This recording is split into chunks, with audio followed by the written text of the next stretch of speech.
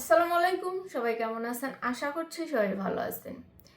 একটা জিনিস খেয়াল করছেন যে আপনার নিয়তের উপর কিন্তু সব কিছুই। আপনি যেরকমটা নিয়ত করবেন ঠিক সেরকমটাই আপনার সাথে হতে থাকবে। আপনি যেরকমটা চিন্তা ভাবনা করবেন অনেকটা সেরকমটাই আপনার সাথে ঘটতে থাকবে। আপনি যখন সবসময় নেগেটিভ চিন্তা করবেন যে আপনার সাথে এটা হইতেছে, আপনার সাথে ওইটা হইতেছে, যেমন ধরেন আপনি অসুস্থ থাকেন, তো আপনি যদি সবসময় চিন্তা করেন যে আমি সবসময় অসুস্থই থাকি বা আমি কখনো সুস্থ থাকি না বা আমার কখনো সুস্থ হওয়ার সম্ভাবনা নেই, আমি অসুস্থই থেকে যাব, মানে এরকম চিন্তা ভাবনা যখন আপনার মাথার ভেতরে চলবে তখন দেখা যাবে আপনি সবসময় অসুস্থই থেকে যাবেন। অসুস্থ হবে মানুষ, এটা স্বাভাবিক একটা বিষয়। তার মধ্যে আপনি যদি আপনার মেন্টালিটিটাকেই এভাবে সেট করেন যে আমি সবসময় তো অসুস্থই থাকি, আমি তো সবসময় মানে অসুস্থ, আমার পিছু ছাড়ে না, আমি একটার পর একটা লেগেই থাকে, মানে ঠান্ডা জ্বর সর্দি, মানে আমি কখনো ভালো থাকতে পারি না, এরকমটা যখন আপনি চিন্তা করবেন আপনার সাথে ঠিক এরকমটাই ঘটবে।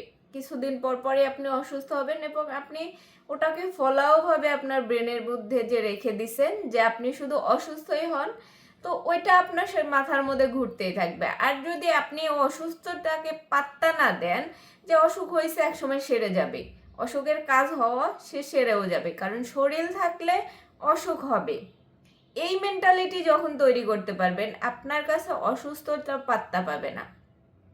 আপনি যখন এটা মনে করবেন যে আমি অসুস্থ হয়েছি, ঠিক আছে, অসুস্থ শরীর আছে বলেই অসুস্থ হয়েছি, আমাকে সুস্থ হইতে হবে এবং কি করলে আমি সুস্থ হব সেই জিনিসটা আমাকে করতে হবে।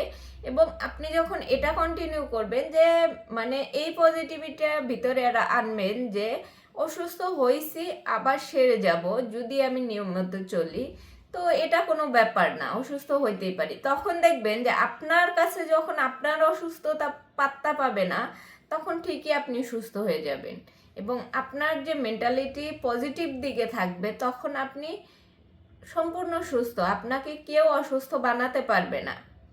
ঠিক সেরকম যে আপনি যখন চিন্তা করেন যে নেগেটিভ চিন্তা বেশি করেন যে আমার দ্বারা এটা হয় না, আমি এটা করতে পারি না, বা অহেতুক চিন্তা, অনেক সময় দেখা যায় যে আমরা মানে কোনো কিছু না এমনিতে অহেতুক চিন্তা করি, কিন্তু এই অহেতুক চিন্তাগুলা যদি আমরা মনে করি যে এগুলো আসবেই, চিন্তা সবসময় মাথার, মানুষ বলতেই চিন্তা, মানুষ বলতেই টেনশন থাকবে। এখন টেনশন আছে বলে আমি বলে বেড়াই না আমি তো টেনশনে মরে যাইতেছি, আমার এত টেনশন কেন, আমি এত টেনশনে পড়ি কেন, সবাই কি সুন্দর দিব্যি ঘুরে বেড়াইতেছে, আমি এত টেনশনে থাকি, এই যে মেন্টালিটি, এইটা আপনাকে শেষ করে দিবে। কারণ মানুষ বলতেই টেনশন থাকে, মানুষ বলতেই চিন্তা ভাবনা থাকে। কোনো একটা মানুষ নাই আপনি যাকে সবসময় হাসি খুশি দেখেন, সেও কোনো না কোনো চিন্তা করে, সে হয়তো কম করে আপনি হয়তো বেশি করেন, কিন্তু আপনার এই বেশির কারণ হইতেছে আপনি ওভার থিঙ্কিং বেশি করেন যে আমার এত চিন্তা কেন, মানে চিন্তাটাকে আবার চিন্তা বানিয়ে ফেলেন, এই জন্যই আপনার কিছু হয় না এবং আপনার মেন্টালিটি সবসময় ডিস্ট্র্যাক্ট থাকে। আপনি যখন এই যে চিন্তাকে পাত্তা না দিবেন যে হ্যাঁ চিন্তা থাকতে, মানুষ জীবন মানেই চিন্তা থাকবে, টেনশন থাকবে, এটাকে আমি যতক্ষণ ধরে রাখবো ততক্ষণ এটা বাড়তেই থাকবে। অতএব এই টেনশনটাকে টেনশন মনে করা যাবে না, যতক্ষণ এই টেনশনটাকে আমি টেনশন মনে করব ততক্ষণই এটা আমাকে কুড়ে কুড়ে খাবে। তো মানুষ মানেই টেনশন থাকবে, যে কোনো জিনিসই হোক, আমি এক সম্পূর্ণ টেনশন মুক্ত থাকতে পারবো না, কখনোই পারবো না। আমাকে চিন্তা করতেই হবে, যে কোনো কিছু নিয়ে চিন্তা করতে হবে, আমাকে কালকে কি খাবো সেটা নিয়ে চিন্তা করতে হবে, একটু পরে কোথায় যাব কি করব সেটা নিয়েও চিন্তা করতে হবে। আমরা চিন্তা ছাড়া কেমনে বাঁচবো? অবশ্যই আমাদের চিন্তা করতে হবে। তো এই যে চিন্তা করতে হবে করব, এইটাকে আবার ওভার থিঙ্কিং করে ফেললি, আমার এত চিন্তা কেন, মানে আমরা ওভার থিঙ্কিংটা এমনভাবে করি যে চিন্তাটাকেও আবার চিন্তা বানিয়ে ফেলি।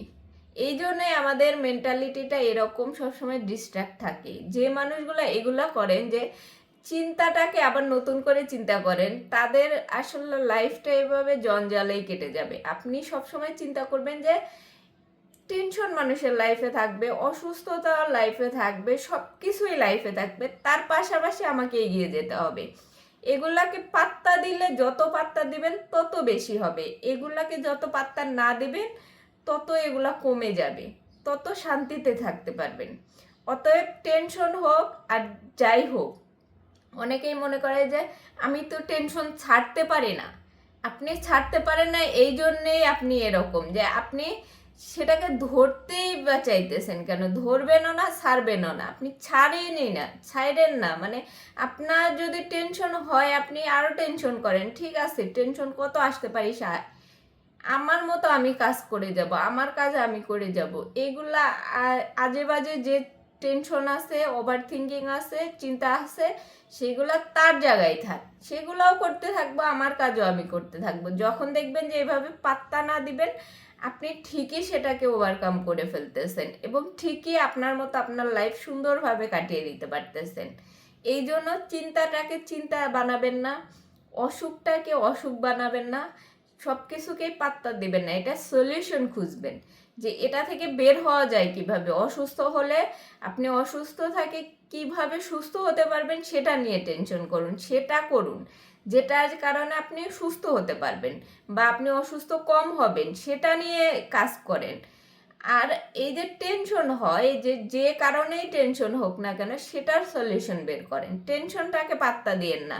পাশাপাশি যে কারণে টেনশন হইতেছে সেটার সলিউশন খুঁজেন, সেটার প্রতিকার কিভাবে পাবেন, সেটা থেকে বাঁচবেন কিভাবে, সেটা নিয়ে আবার টেনশন করতে হবে। এই জন্যই টেনশনটাকে কখনো পাত্তা দিবেন না। যেটা নিয়ে টেনশন না করেন না কেন, সেটাকে সলভ করার চেষ্টা করবেন এবং টেনশনটাকে নিজের মধ্যে রাখতে দিবেন, কারণ আপনি টেনশন না করলেও আপনি বাঁচবেন না। যখন আপনি কিচ্ছু করবেন না, আপনি মনে করবেন টেনশন মুক্ত জীবন চাই, তখন দেখবেন যে আপনি আল্লাহ পাক আপনাকে সব টেনশন মুছে দিলেও আপনি আবার টেনশন করবেন যে আল্লাহ, আমার লাইফে তো কোনো টেনশনই নাই। মানে ওই টেনশন নাই বলে আবার টেনশন করবেন। অতএব টেনশন ছাড়া মানুষ থাকে না, আবার অসুস্থ ছাড়াও মানুষ থাকে না। তাই নিজের কাজ নিজে করে যাবেন, সব কিছুকেই এত পাত্তা দিতে নাই। সবাই ভালো থাকেন, সুস্থ থাকেন, আল্লাহ হাফেজ।